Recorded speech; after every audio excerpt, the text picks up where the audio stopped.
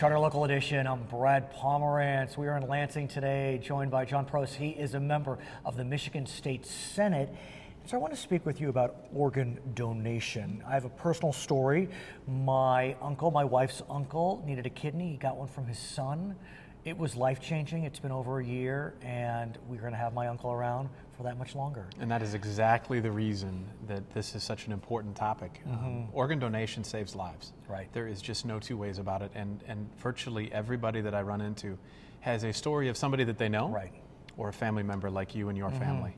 And how blessed your family is that that organ is working, is functional, and is making a difference in the lives of your family members. Now, tragically, there are times when someone loses their life suddenly, maybe because of head trauma, and yet the rest of their body is functioning at 100%.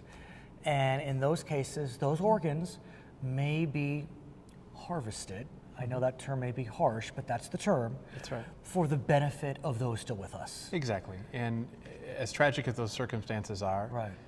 it's a reality. And oftentimes you'll hear of these tragic circumstances, and then in the obituary you may even see 7 lives were made whole or were saved because of Casey's, or in this case, Lauren's Law is And what we're yeah, referring let's to. talk about Lauren. Tell us Yeah, about you bet. her. So Lauren's Law is actually named after an individual that is familiar with this particular problem in his own life. So John, a good buddy of mine down in Niles in the southwest corner of Michigan, had a kidney transplant also just about 35 or 40 years ago. Oh. It was a long, long time ago, and the great news about that is that he has seen the benefit of another 30 years of life because of it. Right. So Lauren's Law is modeled after other states that have instituted Lauren's Law. It's the name of the young lady who saved lives because of the organ donation program, and really it works with our Secretary of State to ensure that when you get your license renewed, or when you go to get your license for the first time, you must be asked to deny participation. Right now, when you go up to the counter, that's right. When you go to the counter right now, you're asked if you'd like to participate. In this case, it's do you wish to not participate? What do you make of that? I mean, I could see folks on the right and the left raising eyebrows on that one. It's still a matter of personal preference. It True. still allows you that personal preference, but it changes the focus to the clerk across the counter having a better sense of the question that's being asked. And then you as a patron, you as a constituent of the state of Michigan, have the ability then to say, yes, I want to save lives. The only way that you're out is if you said, I don't choose to save lives. At this point, about 50% are registered to be organ donors, which is up a bit, not that much as you would have hoped, I would presume. What does that statistic tell you? That there are enough people that are not aware yet. Certainly if there's religious issues or if there's concerns that folks have and they're not interested, it's a difficult thing to talk about. It's just like planned giving in your future and directives should you be incapable of speaking to the doctors. You need to work with your family on those sorts of issues too, that do not resuscitate language and some of the areas that you would manage your own personal issues if you're unable to respond. We don't like to talk about these, but it's a reality of life. And if we know that it's that reality, then why not give the very best opportunity to be an organ donor like I am and to have families saved like yours? I am too. Let's talk about planned giving. Yeah, you bet. In the final analysis, we all want to be charitable. It's part of kind of the American DNA, the Michigander DNA. Yet there are some folks that look to incentivize giving, and that incentivizing can be done through tax policy. That's right.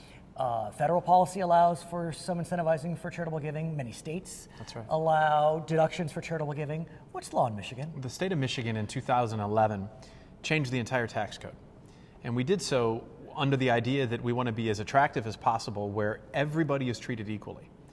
In doing that, we got rid of exemptions and tax credits, tax benefit that can be provided to individual corporations, individual businesses. Everybody individually and everybody in the corporate world no longer has carve-outs, no longer has an ability to benefit through the tax code. One of the problems with that, though, is that we also got rid of the tax deduction that could be afforded to each of us as citizens in Michigan for charitable giving.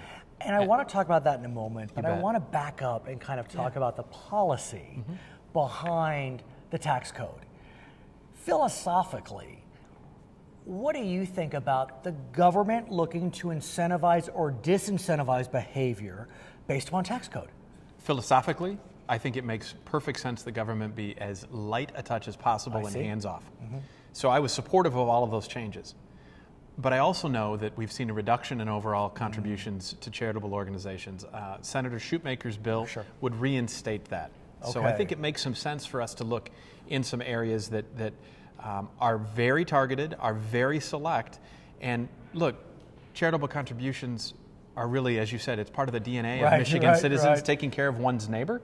I think that is where we need to find proper charitable tax policy that allows for that, that helps to increase and incentivize that. So, on its face, though, stay out of the business. Be light touch. Don't pick winners and losers. In this case, I think everybody's a winner in Michigan. So with regard to the bill you just mentioned, will it be broad-based? Will there be deductions permitted if it's given by a corporation, if it's given by an individual, given by an LLC, by an estate? This would be the individual tax credit. Only individuals? Only individuals. So the idea would be that all of the 501c3 charitable contribution organizations would be eligible for contributions to be given, but through the individual tax code. It wouldn't be about corporate or other entities along the way. Because I think it's the individual that we're talking about here. So if I give to the Salvation Army, or if I give to my local soup kitchen, or the St. Vincent de Paul Society in my Catholic church, then those are the areas that you would still see that benefit. Now, you would hope that folks don't contribute just because they have a tax benefit. But the fact is that we've seen a decrease overall in charitable contributions, and maybe that's a part of the reason why. Would it be such a bad thing to include corporations?